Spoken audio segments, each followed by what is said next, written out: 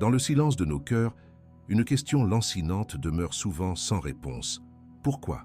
Malgré une foi sincère et des prières ardentes, la porte de la prospérité reste-t-elle fermée pour tant d'enfants de Dieu? On nous a appris à demander, à croire et à attendre. Mais que se passe-t-il lorsque l'attente se transforme en une saison aride de manque et de frustration? La vérité profonde et libératrice est que la pauvreté n'est pas simplement une absence de ressources matérielles. C'est une forteresse spirituelle, une citadelle de pénurie érigée dans l'esprit et l'âme, brique par les mensonges de l'ennemi, les paroles de doute que nous avons acceptées, et les héritages de défaites transmis de génération en génération. Pour démanteler une telle structure, une simple requête ne suffit pas. Il faut un protocole divin, un plan d'ingénierie céleste pour démolir l'ancien et rebâtir sur une fondation éternelle. C'est une invitation à un voyage de transformation de 19 jours, un parcours sacré conçu non pas par la sagesse humaine, mais par un principe divin révélé. Ce n'est pas une formule magique, mais l'activation d'une clé spirituelle qui aligne notre vie sur l'ordre et la plénitude du royaume de Dieu. Au cours des jours à venir, nous n'allons pas seulement prier pour que les murs de la misère tombent. Nous allons apprendre à manier le marteau de la parole de Dieu pour les briser systématiquement.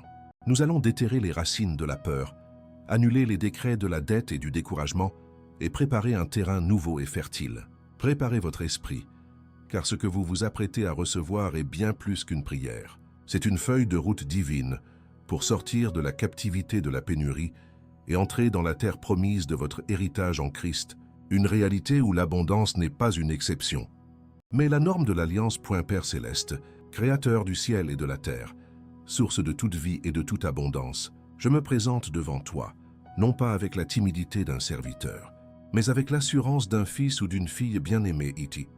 Je reconnais que tout ce qui est bon, tout don parfait vient de toi, le Père des Lumières. Aujourd'hui, je m'engage dans ce protocole divin, non comme un rituel vide, mais comme un acte de foi obéissante, confiant que ta parole est vivante, puissante et capable de démolir les forteresses et de reconstruire des vies. Je soumets mon esprit, mon âme et mon corps à l'œuvre de ton Esprit Saint, t'invitant ta vérité à exposer chaque mensonge et ta puissance à exécuter chaque décret que je prononcerai en accord avec ta volonté révélée.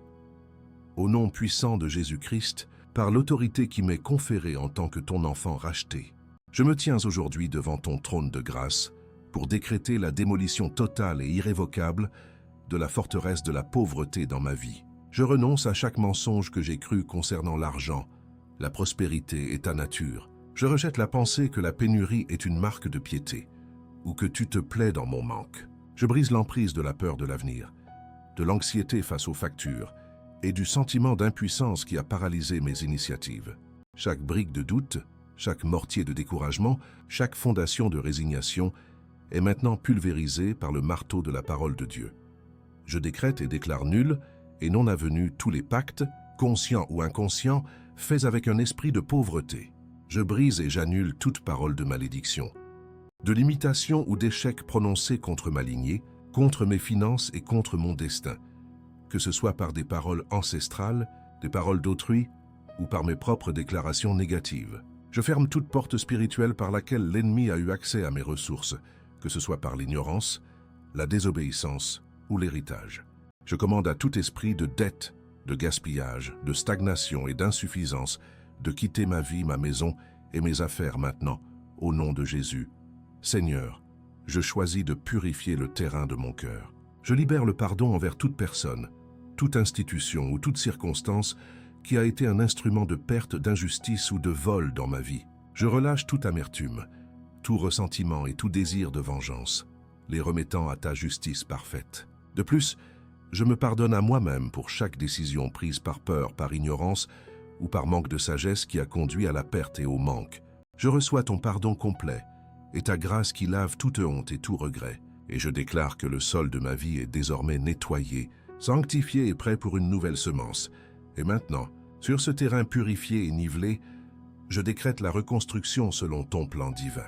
Seigneur Jésus, je te déclare roi et Seigneur sur chaque domaine de ma vie, y compris mes finances, mes biens et ma capacité à générer de la richesse. Je me repens de toute gestion indépendante et je te remets les rênes. J'invoque ton alliance d'abondance, les promesses de Deutéronome 28, où tu déclares que je serai la tête et non la queue, que je prêterai et n'emprunterai pas. Je déclare que les fenêtres des cieux sont ouvertes sur ma vie et que tu déverses une bénédiction si grande qu'il n'y aura pas assez de place pour la recevoir. Je sème intentionnellement dans ce sol nouveau les semences incorruptibles de ton royaume. Je déclare que les 9 fruits de l'Esprit Saint sont les piliers fondamentaux de ma nouvelle structure de prospérité. Je bâtis avec l'amour qui donne généreusement, la joie qui reste stable quelles que soient les circonstances, la paix qui garde mon cœur de l'anxiété financière. Je construis avec la patience qui attend tes temps parfaits, la bonté et la bienveillance qui attirent de la faveur, la foi qui déplace les montagnes d'obstacles, la douceur qui gère le succès avec humilité et la maîtrise de soi qui administre sagement chaque ressource que tu me confies. Je me dépouille de la mentalité d'orphelin, de la posture de mendiant et de l'esprit de survie. Aujourd'hui, je revêts pleinement mon identité d'héritier du royaume, de cohéritier avec Christ. Je ne suis plus un esclave de la dette ou de la peur, mais un intendant de ta richesse, un gestionnaire de tes multiples grâces. Je pense comme un enfant du roi. Je parle comme un ambassadeur du ciel et j'agis avec la sagesse et l'autorité que tu m'as donnée. Je déclare que ma mentalité est renouvelée, passant de la pénurie à l'abondance, de l'insuffisance à la surabondance, car tel est mon héritage en toi. Père, je scelle cette prière dans le sang précieux de l'agneau, Jésus-Christ. Je te remercie d'avance pour la transformation complète et visible qui s'opère. Je crois et je reçois par la foi la démolition de l'ancienne forteresse et l'édification de ma nouvelle réalité de prospérité d'alliance. Je déclare que les jours de démolition sont accomplis avec puissance et que les jours de reconstruction portent déjà leurs fruits pour ta gloire. Que tout soit fait non par ma force, ni par mon pouvoir, mais par ton esprit, Seigneur des armées. Au nom glorieux et tout-puissant de Jésus. Amen. Pour comprendre la puissance extraordinaire de ce protocole de 19 jours, il est essentiel de reconnaître qu'il ne s'agit pas d'une simple prière tirée d'un seul verset ou d'un psaume isolé. Il s'agit plutôt de l'activation d'un modèle divin, d'un principe d'ingénierie spirituelle qui traverse l'ensemble des Écritures. C'est la prière du guerrier qui démolit les forteresses et celle du bâtisseur qui reconstruit sur des fondations éternelles. Son origine n'est pas l'œuvre d'un homme, mais la révélation progressive de la méthode de Dieu pour restaurer ce qui a été volé et pour établir son ordre dans la vie de ses enfants. C'est un écho de l'autorité que Dieu a toujours voulu que l'humanité exerce, une autorité perdue dans le jardin, mais pleinement restaurée en Jésus-Christ. La première phase, celle de la démolition, qui s'étend sur les 10 premiers jours, trouve ses racines les plus profondes dans le ministère des prophètes. Avant que Dieu ne puisse établir son plan, il devait d'abord démanteler les structures idolâtres et les mentalités d'esclavage qui retenaient son peuple captif. Pensez au prophète Jérémie, à qui Dieu a donné un mandat clair. « Vois, je t'établis aujourd'hui sur les nations et sur les royaumes pour arracher et pour abattre, pour ruiner et pour détruire, pour bâtir et pour planter. » L'ordre divin est sans équivoque. La destruction de l'ancien précède la construction du nouveau. Ce protocole suit ce même ordre céleste, utilisant la parole comme un marteau pour pulvériser systématiquement la forteresse de la pauvreté avant de pouvoir poser la première pierre de la prospérité. La seconde phase, celle de la reconstruction, qui couvre les 9 jours suivants, est magnifiquement illustrée par l'histoire de Néhémie. Après des décennies de désolation, le peuple d'Israël avait perdu tout espoir de voir les murs de Jérusalem rebâtis. Il vivait dans la honte et la vulnérabilité. Mais Néhémie a reçu un plan divin, une stratégie céleste pour la reconstruction. Ce n'était pas seulement un projet architectural, c'était la restauration de leur identité, de leur sécurité et de leur dignité. De la même manière, après avoir nettoyé le terrain spirituel de votre vie pendant 10 jours, les 9 jours suivants sont consacrés à rebâtir selon le plan de Dieu, en utilisant les matériaux incorruptibles du royaume, les fruits de l'esprit. Le pouvoir inhérent à cette démarche ne vient pas des mots eux-mêmes, mais de l'autorité avec laquelle ils sont prononcés. Jésus a donné à ses disciples les clés du royaume, déclarant que tout ce qu'ils liraient sur la terre serait lié dans les cieux, et tout ce qu'ils déliraient sur la terre serait délié dans les cieux. Ce protocole est un exercice délibéré de cette autorité. Chaque déclaration de démolition est un acte de liaison de l'œuvre de l'ennemi. Chaque décret de reconstruction est un acte de déliement des promesses de Dieu sur votre vie. Vous n'êtes pas en train de supplier un Dieu distant. Vous êtes en train de légiférer depuis votre position en Christ, en appliquant sa victoire sur le champ de bataille de vos finances. Ce processus met également en lumière un principe fondamental de la création, le pouvoir de la parole parlée.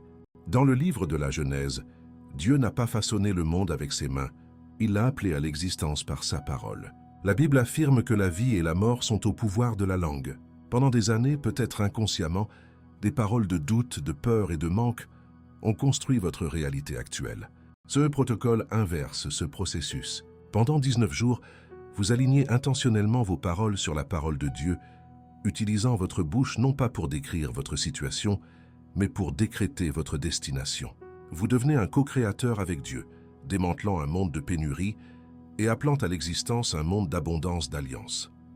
La structure numérique du protocole n'est pas arbitraire. Elle est profondément symbolique et spirituellement significative. Les 10 jours de démolition correspondent au chiffre 10, qui dans la Bible représente la totalité de l'ordre divin, de la loi et du gouvernement. Pensez aux 10 commandements ou aux 10 plaies d'Égypte. Ces 10 jours représentent l'exécution complète et totale du jugement de Dieu contre l'esprit de pauvreté. Ce n'est pas une démolition partielle, mais une éradication complète, ordonnée par la cour céleste ne laissant aucune pierre de l'ancienne forteresse debout. C'est la mise en application de l'ordre divin dans votre vie financière. Les 9 jours de reconstruction qui suivent sont tout aussi puissants. Le chiffre 9 symbolise l'achèvement divin et la plénitude du fruit de l'Esprit Saint. Après avoir établi l'ordre divin, l'Esprit de Dieu vient remplir le vide pour produire un fruit visible et durable. Ces 9 jours sont consacrés à cultiver intentionnellement l'amour, la joie, la paix, la patience, la bonté, la bienveillance, la foi, la douceur et la maîtrise de soi. Ce ne sont pas de simples vertus morales. Ce sont les piliers fondamentaux de la véritable prospérité du royaume, la structure sur laquelle repose une richesse qui ne peut être ébranlée par les tempêtes de la vie. Ainsi, la puissance de ce voyage de 19 jours ne réside pas dans un mysticisme caché, mais dans son alignement parfait avec les principes immuables de Dieu pour la guerre spirituelle et la construction du royaume. C'est une restauration du modèle biblique pour prendre possession de son héritage. Il honore la séquence divine de l'arrachage avant la plantation, de la démolition avant la reconstruction. En vous engageant dans ce processus, vous ne faites pas que réciter des prières. Vous vous associez à la manière dont Dieu a toujours agi à travers l'histoire pour libérer son peuple et établir sa gloire sur la terre. C'est pourquoi la transformation n'est pas seulement possible, elle est divinement orchestrée et garantie par la nature même de Dieu. Au cœur de ce protocole de 19 jours se trouve une clé spirituelle cachée, un principe divin si profond qu'il a le pouvoir de réaligner entièrement notre réalité matérielle et spirituelle. Ce n'est pas la durée de 19 jours qui détient un pouvoir magique, mais plutôt l'architecture céleste qu'elle représente. Comprendre cette structure, c'est comprendre comment Dieu opère pour démanteler l'ancien et établir le nouveau. Ce n'est pas une formule inventée par l'homme, mais un modèle révélé, une séquence divine qui active une loi spirituelle aussi certaine que la loi de la gravité. En nous engageant dans ce processus, nous ne faisons pas que suivre un calendrier. Nous nous synchronisons avec le rythme créateur de Dieu, utilisant une clé conçue par le maître architecte de l'univers pour déverrouiller les portes de notre héritage. Le chiffre 19, lui-même, est une équation divine. La somme de deux nombres d'une puissance symbolique immense dans les Écritures, le 10 et le 9. Cette combinaison n'est pas un hasard. Elle représente l'harmonie parfaite entre l'ordre de Dieu et la plénitude de son œuvre. Le nombre 10 symbolise la totalité de la loi divine, l'ordre parfait et le gouvernement céleste. Le nombre 9, quant à lui, est le symbole de l'achèvement divin, de la finalité et du fruit de l'Esprit Saint. Ainsi, le voyage de 19 jours est un processus complet où l'ordre de Dieu 10 est appliqué pour démolir le chaos de la pénurie, afin que la plénitude de son esprit 9 puisse reconstruire une vie de fruits et d'abondance. C'est le passage d'un jugement divin contre la pauvreté à la manifestation de la bénédiction divine.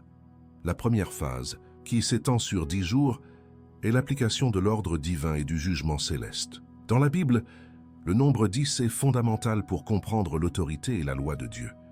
Pensez aux 10 commandements, le fondement de la loi morale et spirituelle, ou aux 10 plaies d'Égypte, qui représentaient l'exécution complète du jugement de Dieu sur une puissance qui retenait son peuple captif. De la même manière, ces 10 jours de démolition ne sont pas une série de prières répétitives, mais l'exécution d'un verdict légal prononcé dans les cieux contre l'esprit de pauvreté. Chaque jour est une session du tribunal divin où un aspect de la forteresse ennemie est jugé et condamné à la destruction totale par l'autorité de la parole de Dieu. Pendant ces 10 jours, chaque déclaration de foi devient un coup de marteau divin, obéissant à un décret de démolition céleste. Le premier jour, nous brisons les fondations du mensonge. Le deuxième, nous annulons les malédictions générationnelles.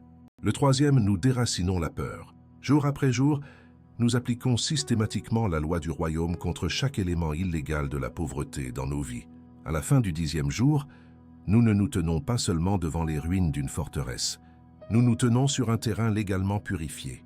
L'ennemi a perdu tout droit légal d'opérer la pénurie dans notre vie, car l'ordre parfait de Dieu a été pleinement et totalement établi. La démolition est complète, non pas par notre force, mais par l'application de la justice divine. La seconde phase, celle des 9 jours de reconstruction, commence alors sur ce terrain purifié. Si le 10 représente l'ordre externe de Dieu, le 9 représente l'œuvre interne et fructueuse de son esprit. Le chiffre 9 est le chiffre de la plénitude et de l'achèvement de l'œuvre de Dieu, comme en témoignent les 9 fruits de l'esprit énumérés dans l'épître aux Galates. Après que la justice de Dieu a nettoyé le terrain, sa grâce vient le remplir. Il ne s'agit plus de détruire, mais de cultiver. Ces 9 jours sont une invitation à s'associer à l'Esprit Saint pour planter les semences d'une prospérité véritable et durable, une richesse qui n'est pas seulement matérielle, mais qui est enracinée dans le caractère même de Dieu. Chaque jour de cette seconde phase est consacré à l'édification d'un des 9 piliers de la prospérité du royaume. Nous bâtissons sur l'amour qui nous apprend à donner. Nous construisons avec la joie qui est notre force face aux défis. Nous posons les fondations de la paix qui garde nos cœurs de l'anxiété. Nous érigeons les murs de la patience, de la bonté, de la bienveillance, de la foi, de la douceur et enfin de la maîtrise de soi qui nous rend capables de gérer sagement les bénédictions de Dieu. Ce n'est pas une simple quête de vertu, mais la construction intentionnelle d'une structure spirituelle qui peut non seulement recevoir, mais aussi soutenir et multiplier l'abondance divine. Une richesse sans ce fondement est une maison bâtie sur le sable, destinée à s'effondrer.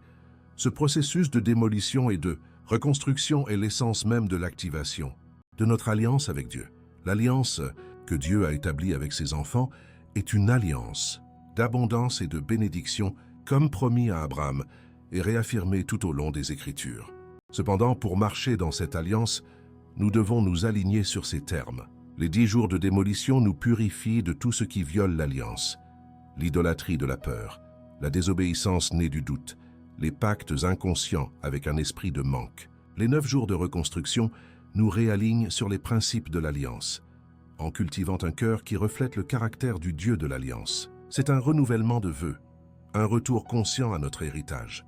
En définitive, la clé cachée de ce protocole est la compréhension que la prospérité divine n'est pas un miracle isolé, mais le résultat d'une restauration de l'ordre divin dans nos vies. Elle exige à la fois une action judiciaire pour déloger l'usurpateur et une action créatrice pour bâtir la demeure de la bénédiction.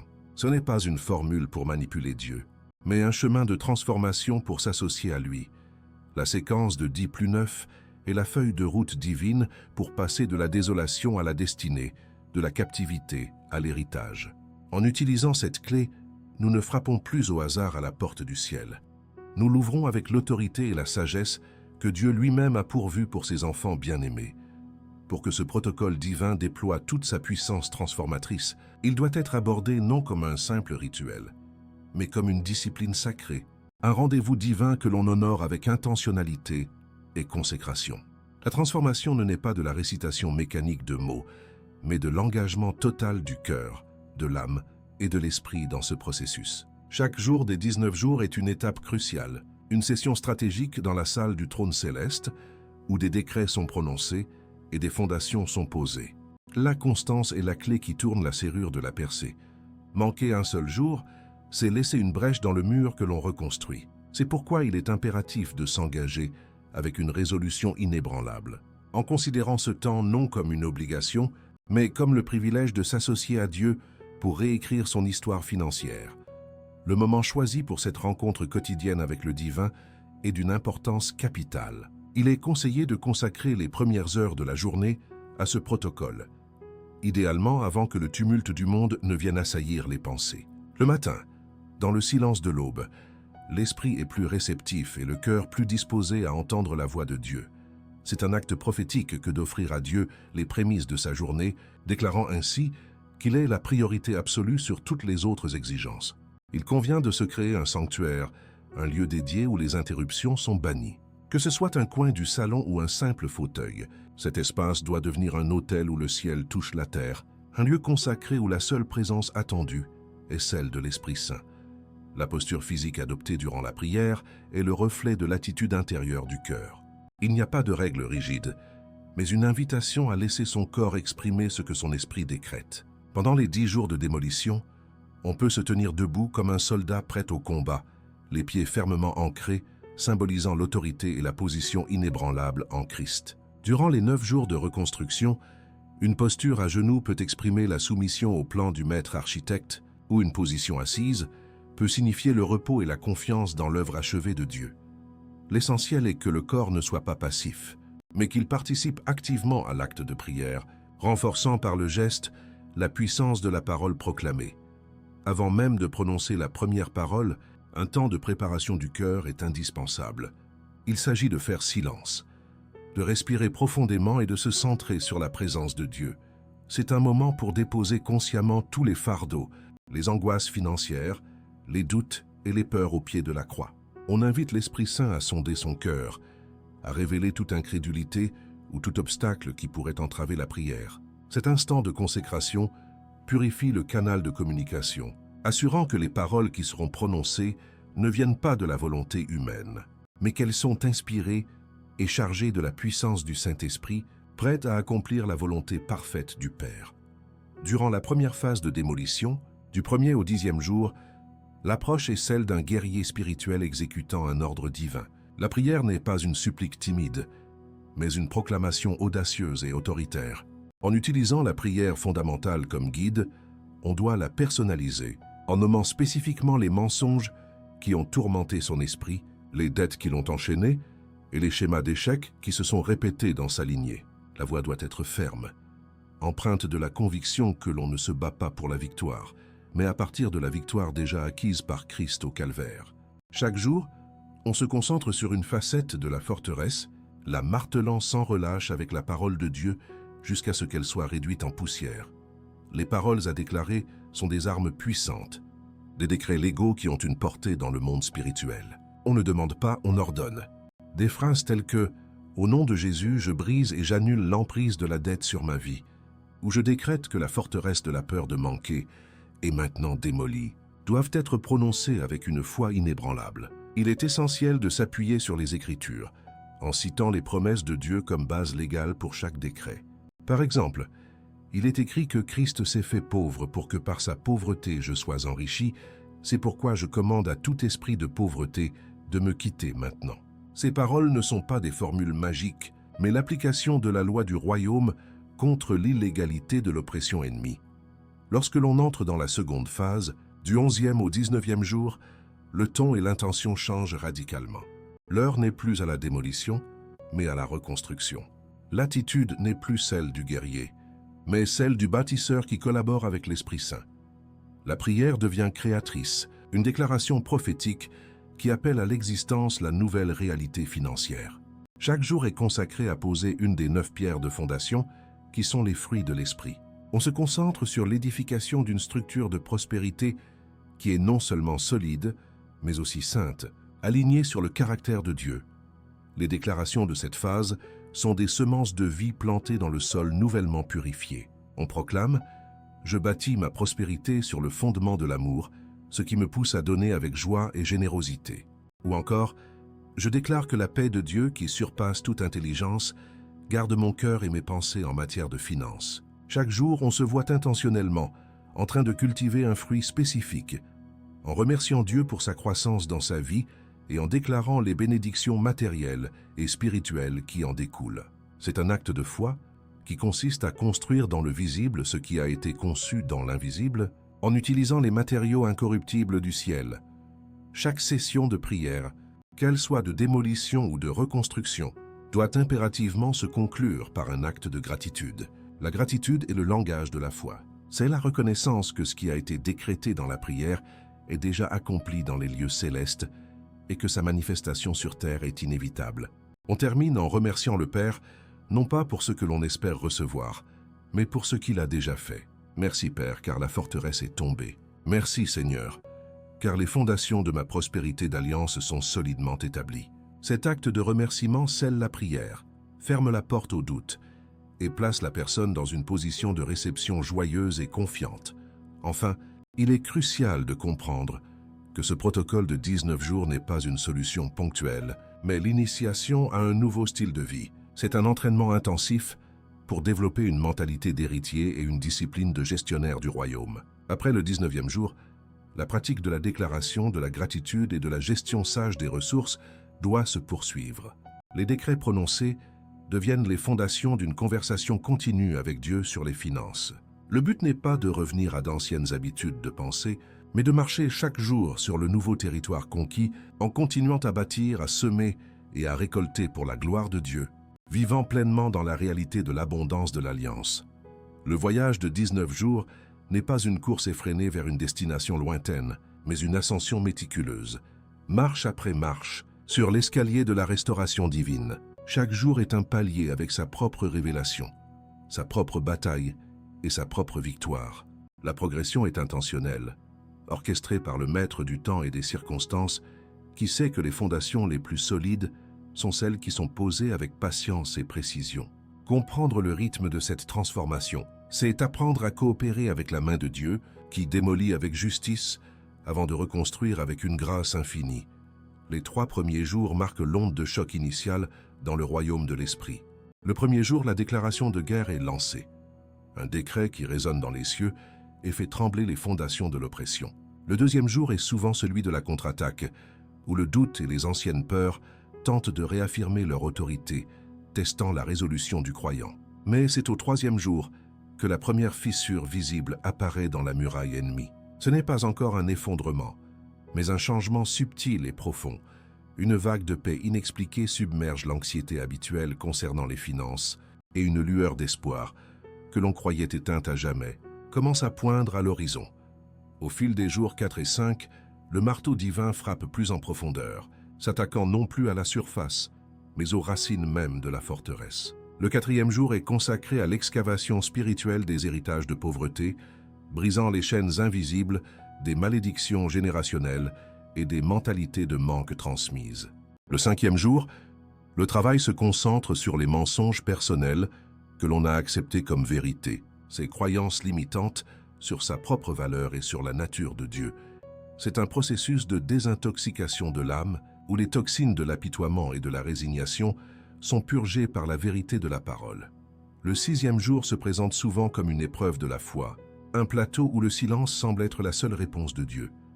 Les circonstances extérieures peuvent stagner ou même empirer, créant l'illusion que le protocole ne fonctionne pas. C'est le test de la persévérance, le moment où l'ennemi murmure l'abandon.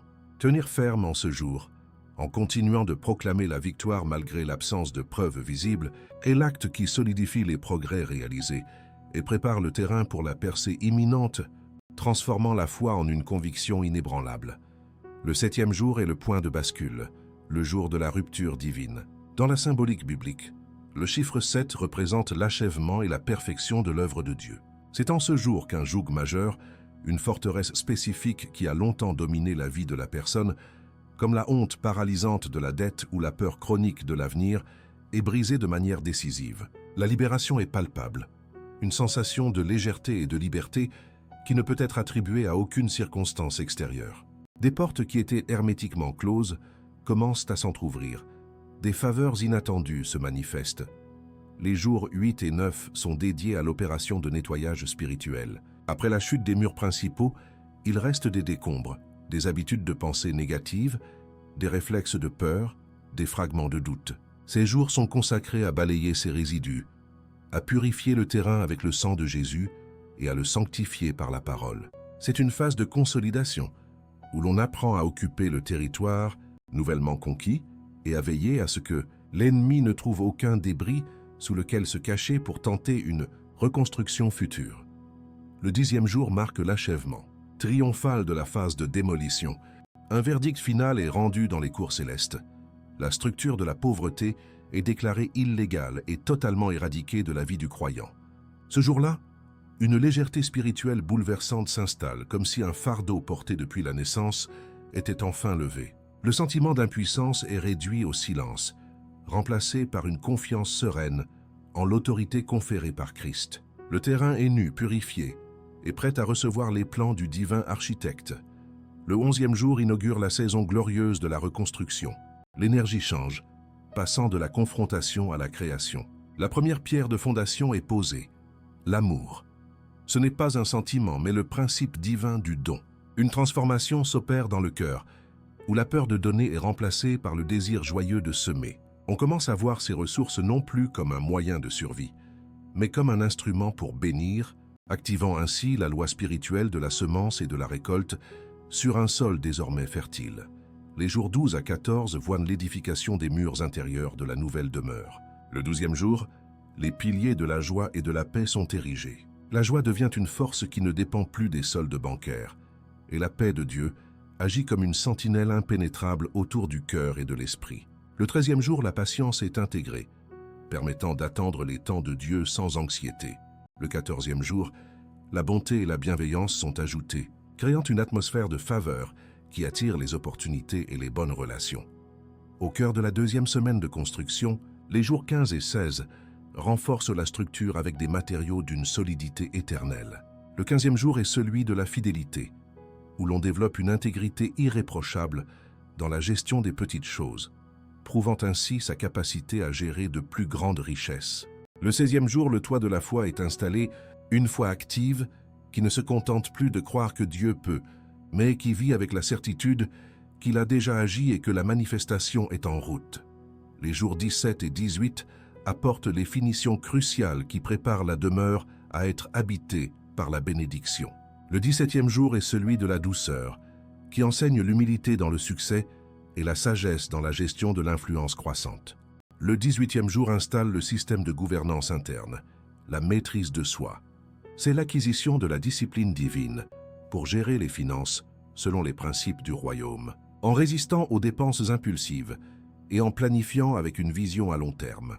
Enfin, le 19e jour est celui de l'achèvement et de l'inauguration. La nouvelle structure spirituelle est terminée, scellée par l'Esprit Saint. La plénitude du fruit est présente, créant un écosystème spirituel où la prospérité peut s'épanouir naturellement. C'est à ce stade que les manifestations tangibles et significatives commencent à affluer, non comme des hasards, mais comme la récolte logique et inévitable des semences plantées sur un terrain divinement préparé. Une dette est miraculeusement annulée, une promotion longtemps attendue est accordée, une idée d'entreprise devient une réalité florissante. Le protocole est terminé, mais une nouvelle vie d'abondance d'alliance ne fait que commencer. Ces principes divins de démolition et de reconstruction ne sont pas de simples constructions théologiques ou des concepts abstraits. Ils sont la substance même de la réalité spirituelle, des vérités vivantes dont la puissance a été attestée à travers les âges, gravées dans les pages des Saintes Écritures et vécues dans la vie d'innombrables croyants qui ont osé mettre Dieu au défi de sa parole. Les témoignages qui suivent ne sont pas des exceptions à la règle. Ils sont la confirmation que le modèle divin est immuable et que sa mise en application produit des résultats inévitables. Ce sont des échos modernes des miracles anciens, prouvant que le Dieu de l'Alliance est le même hier, aujourd'hui et éternellement.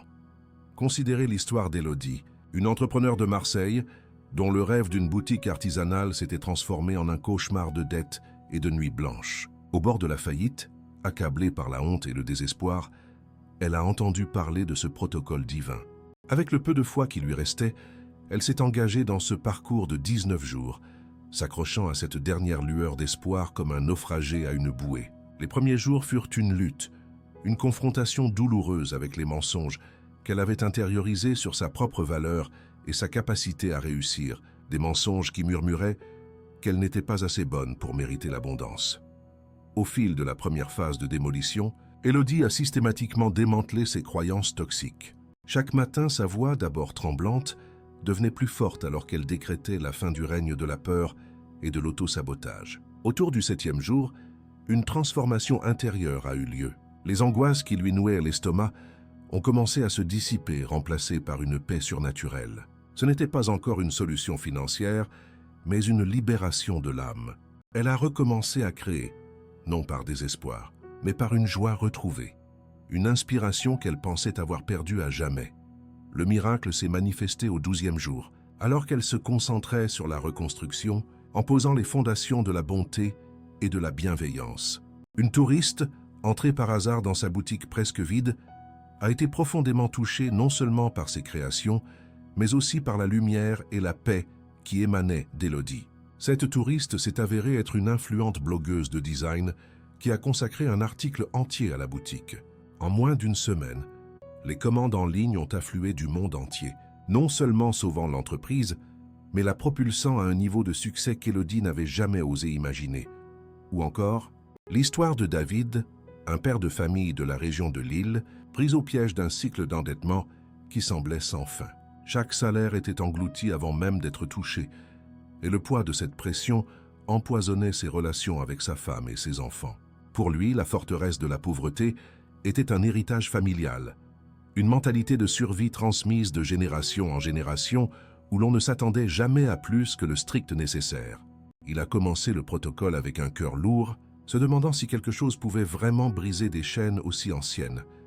Pendant les 10 jours de démolition, David a mené une guerre ciblée contre cet esprit de pauvreté générationnelle. Il a renoncé aux paroles de ses ancêtres qui disaient « L'argent ne pousse pas sur les arbres » ou « Nous, les gens simples, ne sommes pas faits pour être riches ».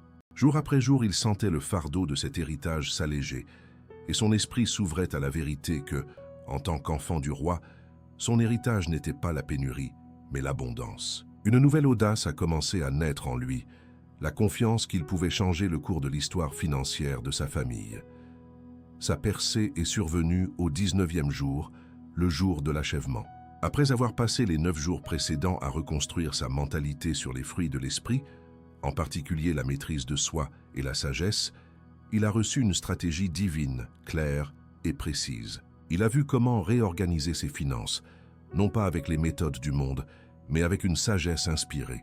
Il a contacté ses créanciers avec une nouvelle autorité et une paix inexplicable, leur proposant un plan de remboursement audacieux mais réalisable. À sa grande surprise, ils ont tous accepté. Ce n'était pas un don d'argent tombé du ciel, mais une libération de la sagesse divine qui a déverrouillé les chaînes de la dette et lui a donné les clés pour bâtir un avenir financier, solide pour les générations à venir. Ces expériences modernes ne sont que le reflet contemporain d'un principe que Dieu a établi depuis la fondation du monde. La Bible elle-même est un grand livre de témoignages sur la démolition et la reconstruction.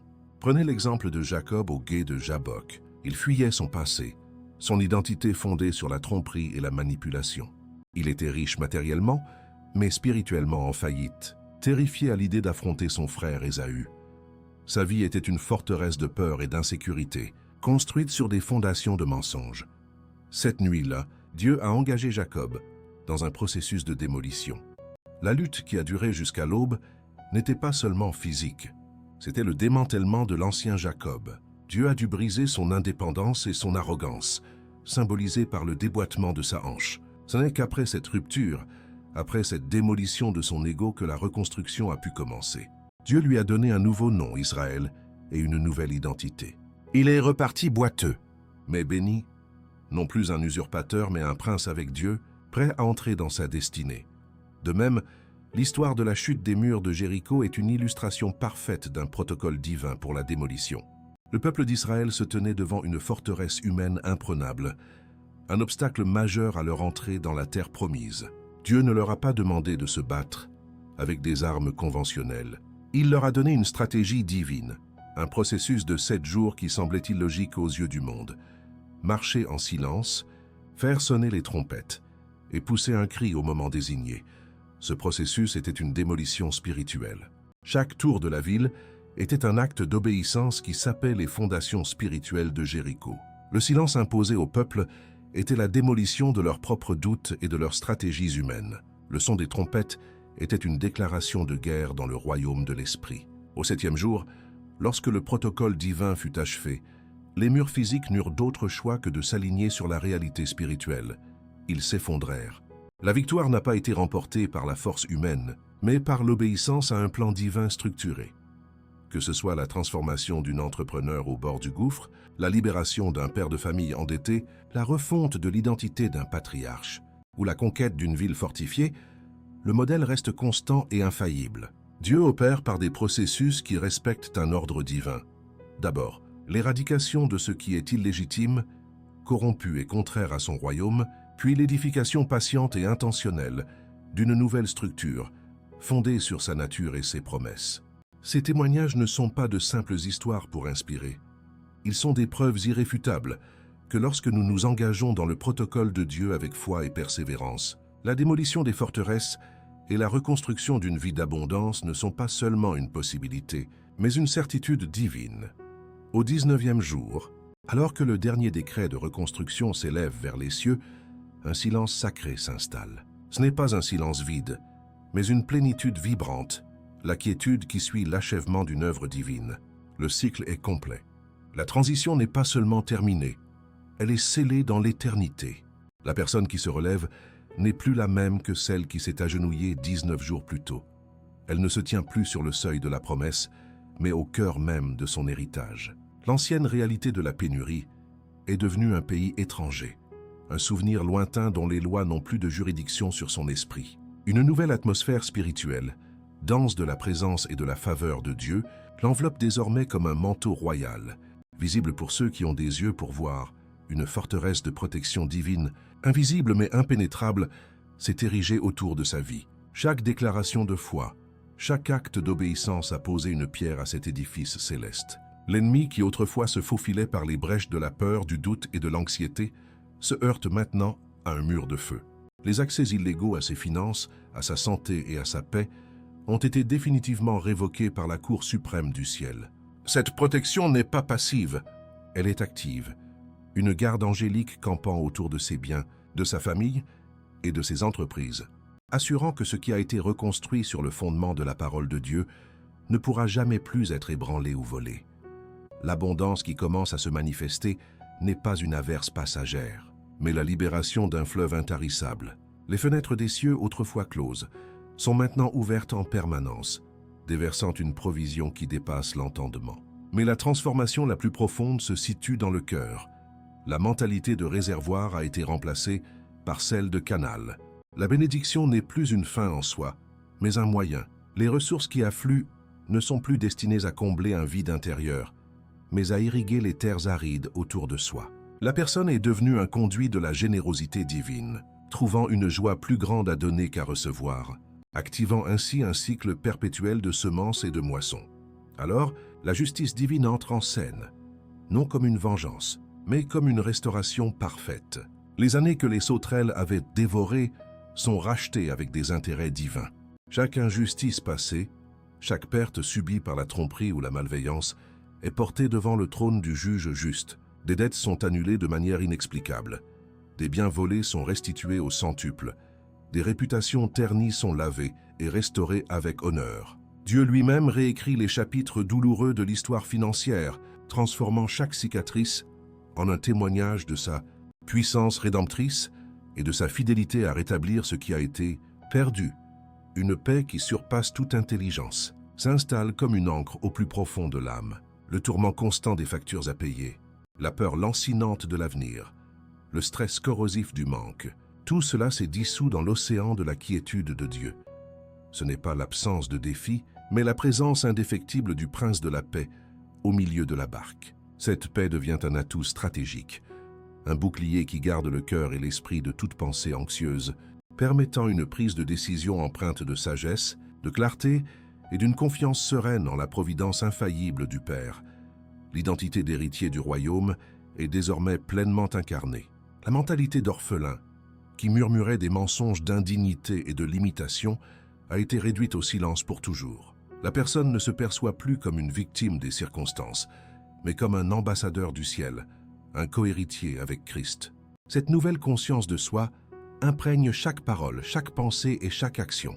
Elle marche avec une assurance tranquille, une autorité spirituelle qui ne vient pas de l'arrogance mais de la connaissance profonde de sa position en Christ. Elle ne demande plus la permission de prospérer. Elle administre la richesse du royaume qui lui a été confiée. La transformation devient une lumière si éclatante qu'elle ne peut être cachée. La vie de la personne devient un témoignage vivant, une preuve tangible de la bonté et de la puissance de Dieu qui attire ceux qui sont encore captifs de la pénurie. Elle devient un phare d'espérance, une source de sagesse et de provision pour sa communauté. Sa prospérité acquiert un but prophétique. Elle est positionnée pour être un Joseph pour sa génération, capable non seulement de survivre aux famines économiques, mais de nourrir des nations, de financer l'avancement du royaume et de libérer d'autres personnes de la servitude de la dette. Un nouveau legs est établi, brisant définitivement les chaînes des malédictions générationnelles de pauvreté. Le cycle de la survie est terminé, remplacé par l'instauration d'une culture de bénédiction et d'intendance divine.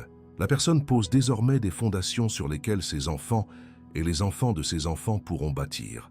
Elle leur transmet non seulement une richesse matérielle, mais surtout une richesse spirituelle, la connaissance des principes du royaume, une foi inébranlable en l'alliance de Dieu et l'exemple d'une vie vécue dans l'abondance et la générosité. Le destin financier de sa lignée a été à jamais réécrit. Au-delà de toute manifestation matérielle, la récompense la plus précieuse de ce voyage de 19 jours est une intimité renouvelée et approfondie avec le Père Céleste. Le processus n'était pas un moyen d'obtenir des choses de Dieu, mais de connaître le Dieu de toutes choses. Chaque prière, chaque décret, chaque jour de persévérance a été un pas de plus vers le cœur du Père. La gestion financière n'est plus une tâche stressante, mais un acte d'adoration. Une conversation continue avec Dieu sur la manière de déployer ses ressources pour sa gloire. La confiance en sa provision a cédé la place à une confiance totale en sa personne. Le protocole est achevé, mais la vie d'alliance ne fait que commencer. La personne se tient sur une terre nouvelle, non pas comme un visiteur, mais comme un habitant permanent. Les anciennes choses sont passées. Voici, toutes choses sont devenues nouvelles. La victoire n'est pas un événement ponctuel à défendre, mais un état d'être à vivre. Scellé par le sang de l'agneau et entretenu par la puissance de l'Esprit Saint, cette nouvelle réalité de prospérité, de paix et de protection divine est son héritage éternel.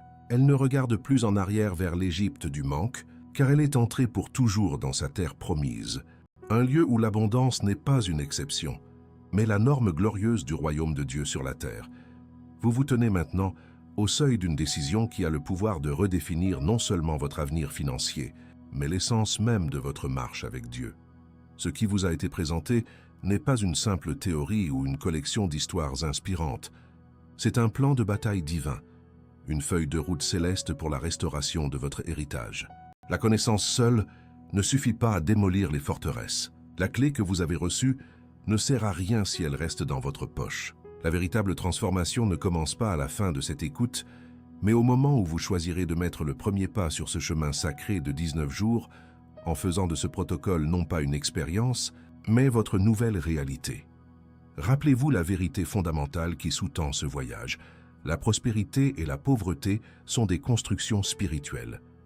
Pendant trop longtemps, l'ennemi a été l'architecte de votre réalité financière, bâtissant des murs de peur, de doute et de manque dans le paysage de votre âme. Aujourd'hui, Dieu vous remet les plans de l'ingénieur en chef. Il vous donne le marteau de sa parole pour démolir chaque structure illégitime et les matériaux incorruptibles de son esprit pour bâtir une demeure d'abondance qui glorifie son nom.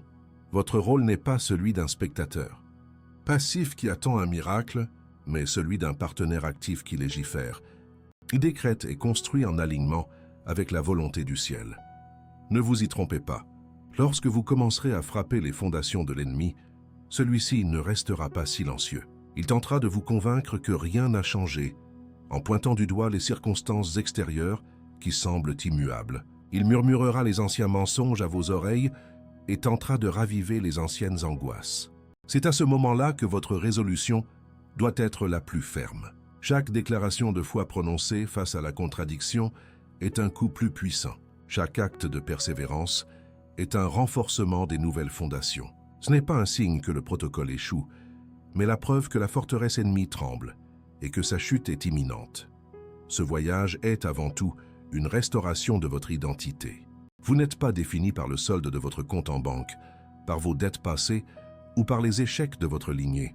Vous êtes un fils, une fille du roi Très-Haut, un cohéritier avec Christ, un ambassadeur du royaume le plus riche et le plus puissant de l'univers. Ces 19 jours sont conçus pour vous dépouiller des haillons de l'esclavage et vous revêtir du manteau royal qui vous revient de droit. Lorsque vous commencez à penser, à parler et à agir à partir de cette identité d'héritier, le monde matériel n'a d'autre choix que de s'aligner sur la vérité de qui vous êtes en Christ. L'invitation est donc lancée. Serez-vous de ceux qui entendent la parole et retournent à leur vie inchangée, ou ferez-vous partie de ceux qui, comme Jacob, luttent avec Dieu jusqu'à l'aube pour recevoir une nouvelle identité et une nouvelle bénédiction? Serez-vous de ceux qui, comme le peuple d'Israël, obéissent à un plan divin qui défie la logique humaine pour voir tomber les murs imprenables? L'heure n'est plus à l'hésitation. Prenez rendez-vous avec Dieu pour les 19 prochains matins. Consacrez ce temps comme le plus important de votre journée. Engagez-vous de tout votre cœur, non pas pour voir si cela fonctionne, mais avec la foi inébranlable que la parole de Dieu ne retourne jamais à lui sans effet. Ainsi, au nom de Jésus-Christ, que la grâce et la force vous soient données pour entreprendre ce voyage transformateur. Que chaque jour soit une rencontre divine qui démolit l'ancien et édifie le nouveau. Que la puissance de l'Esprit Saint vous remplisse d'une audace et d'une foi surnaturelle. Je déclare que les jours de votre captivité dans la pénurie sont terminés et que vous entrez maintenant dans la saison de votre abondance d'alliance. Que les cieux s'ouvrent sur votre vie, que la faveur de Dieu vous entoure comme un bouclier et que votre existence devienne un témoignage retentissant de la fidélité de Dieu à restaurer et à bénir au-delà de toute mesure. Votre reconstruction commence maintenant.